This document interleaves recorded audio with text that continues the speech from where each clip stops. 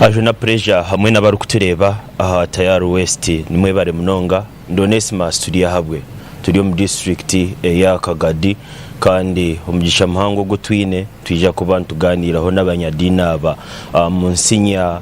Peter Kaberenge Episcopal Vicar wa Kagadi Vicariate umuhoyi Catholic Diocese twenda kuba tuganira kujaguza okwizoba Ky'Abajurizi no manyabwe ndware ya Ebola bakakora mimpi ndahinduka kandi ubwa hati mbija kuba barijaguriza makerezia aga buri parish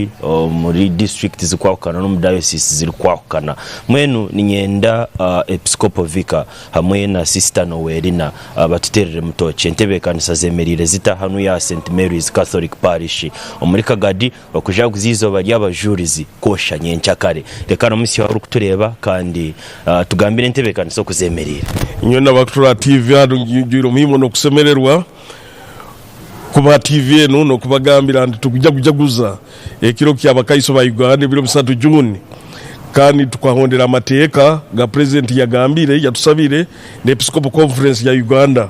tujaguliza amaparish gaitu na bisomesa byaitu so buli parish kujagulizaho kandi buli parish gerekezia y'Abakaiso mbere baramaga abantu bonti bagenda na mugongo baenda kuno bari bisomesa mbere baramaga adine bikuramaga bisomesa byaitu nako tukwemereye leke bisomesa bisomere mbere bikali na parish somere mbere akali busakuramaga anti Ebola is cleared kandi Abakaiso ba Uganda babantu bakuru muno bagamba bakakizo burundu obwali mu Kampala niko babaranga ko bahikirire so katubasabe batukize ne Ebola enu nuko next year 2027 we shall all meet in Namugongo. Okay. So far in the kanza zemerire zita midist. Abantu bogona basemerire baita abandi bakasasa akwa bali batekanize kurubata nibajya Namugongo abandi bakabagarura mu muhanda baitu abagama prevention is better than cure so na hanu kandi abandi bali batakafuna umugisa go kusomera abisomesa byabo akwa bagenda gani one parish sub parish parish ejo baitu ati bafunira umugisa go kusomera buli omumbera akali kandi Abakaiso ba Uganda barugaga different parts of the country so it is a blessing in disguise kandi buli omwe kiyasaba najya Namugongo natara kitunga abako Abakaiso nibo bamu kandi bamanye nebyone biro akwa bali bo bali mbomezi bwa eternity kurora byona tubali mbomezi ko bwaitu buno obuhuwawa so kandi Abakaiso ba Uganda bakatoyise kitinisa papo byabarangira mu 10 kaga nena then Uganda yone yagenda hambapa kandi papo gwa yabarangira papa wa mukaga akajya no mu Uganda yarambera Abakaiso bazarwa ina mu 10 kaga na mwenda njo kubona ayuri papa ayija mu Uganda kuno John Paul II akahondera Papa Francis yahondera katunihire na Papa Leo one time alija. Okay. Bintu bya distance no korora Ebola tiyajanjara mjakikora mutanga. Ekyo tukuhondera nko kuba tugambira abo kuba corona buli buyizire naye kabitwegesa bya SOP buli kasapachu gamba tekea amaizi go kunaba mu ngaro babe na sanitizer na bageta bata gani temperature gani yes. Kandi abantu batayikaro muka kwefutika bareke mu some space so we think they'll be safe ngo kutula borderline na Congo we are very conscious na buli yezu twaintu musembeza haruli mikono byagenze batugambye tugaruka kusembeza hangaro so that we can live a little longer. Ka kusembayo hariwe father araba bayire bayino kwirarikira abatakwina no kwijja kusaba ahabwe nsonge no hantu kwirarikira tukayizire muno people are still going to bakiagena maka church gabu kandi basoma titukatinire muno except we are just conscious. Rekamazeho na Sister Noelina umuntu obutari bata kujana mugongo kwa ikaire na agenda harimo kuferwa kona nkabantu ni babere mbarora nkabaferirwe baitu ni mbahabura kandi mbagamba nti ombali baramba genda kusabira akerezia zabu banabe mu ngaro buli kutera rutambo ebesara nibajja kutunga Kristo mukira ke hayo yagonza mukama naibwo kuba no gonza mukama no mukurubata kwawe no kuba no simbolo ruhanda rwawe no jakerezia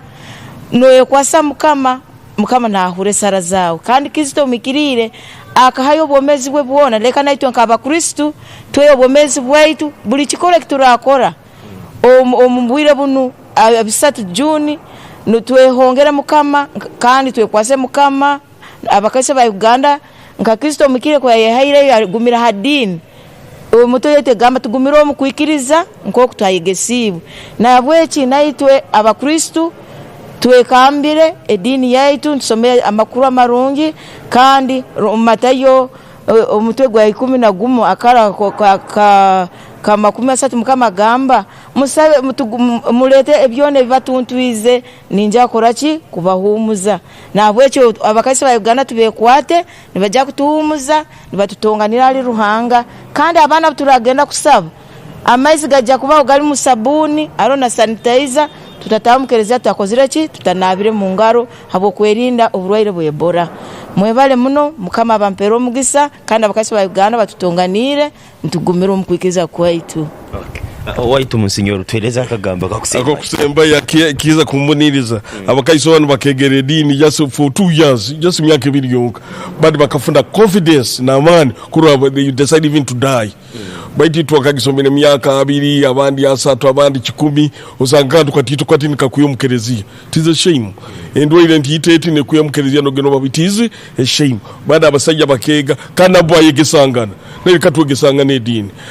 abafada bagiye kuruga Tanzania bagamoyo kugaruka bakasanga umwanda gwa umuhero gwa Kristo gukwanyire natika tusaba bakaiso tugene tukanya millions and millions of the Catholic Church. Thank you. Okay. Ogwe ni Episcopal Vicar wa Kagadi Vicariate Monsignor Peter Kaberenge kandi hamwe na Sister Noelina bantu batuterera mutoki ahakwitebekanisa kwabo okwa Ekiro ecyabakaiso koshanye nchakari habiro bishatu Juni utoshani bazana mugongo konka habwa Ebola bashazire Mungu